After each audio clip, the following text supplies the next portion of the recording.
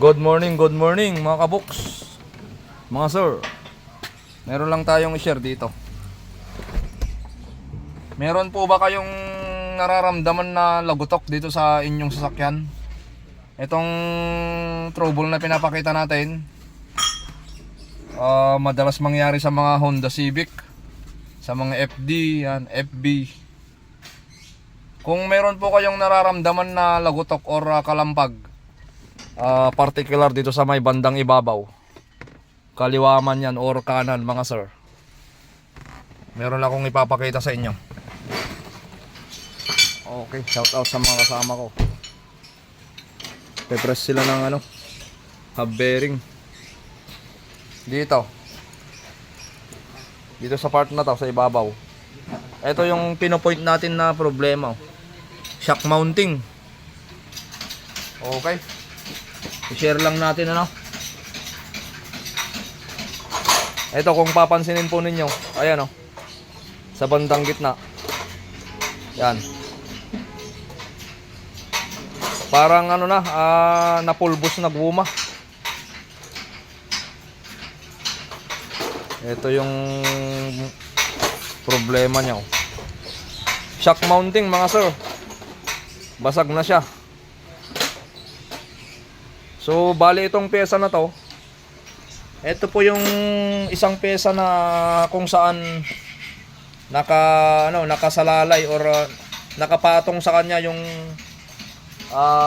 malaking bigat or part ng sasakyan, yung bigat, yung pyesa. Ito kasing 3 bolt na to, yung stud na yan dito, yan nakapwesto dito sa body.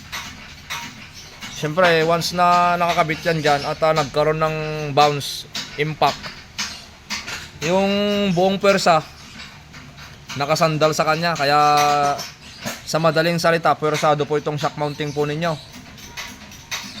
Kaya kapag nagkaroon po ng ganyang trouble, kalampag or lagutok bandang ibabaw, ito po yung pyesa na kailangan po ninyong ipa-double check mga sir. Isa pa palang trouble nito mga kaboks, malangit-ngit po ito kapag nag-bounce, tsaka kapag nagmamanibra po kayo paliko. Yan, kapag kinakabig ang manibela. Ayan shock mounting. Okay, meron po itong 3 stud. Ayan, may nut. Then yung gitna na yan, yan po yung dulo ng shock absorber po ninyo. Meron din pong nut yan. I-share lang po natin. Pagka nagkakabit po kami nito, naglalagay po kami ng grasa dyan sa may gitna, dyan sa may thread. Kasi kapag tumatagal po yan, lalo kung medyo napasokan ng kunting tubig, kakalawangin po yan. Kaya kapag nagpagawa po kayo, etong takip na to, pansinin po ninyo, kailangan andyan yan mga sir. Ayan po yung protection niya para hindi pasukan ng ganung kadali ng tubig. Ayan may cover. Tapos meron pang cover dito. Ito. Ayan, nakalagay yan dyan. So wag nyo pong kalimutan to. Honda Civic FD 2006. Ayan. Hanggang 8, 9, 10, 11. Tapos FB. Yan ang madalas na cause ng kalampag or lagutok kapag nalulubak po kayo, hams, or di kaya sa mga kalsada na hindi po maganda. Okay mga kaboks, sinare lang po natin. Shock mounting. Ayan. Tsaka isa pa pala, pag nagkabit po kayo nito, dahil ito'y persado, mabigat po ang dinadala nito, mainam po na genuine parts po ang ilagay po ninyo dito, yung original. Kasi meron po kaming mga ikinakabit na mga na-encounter na. Marami pong mga replacement parts na hindi po gaano tumatagal mga sir.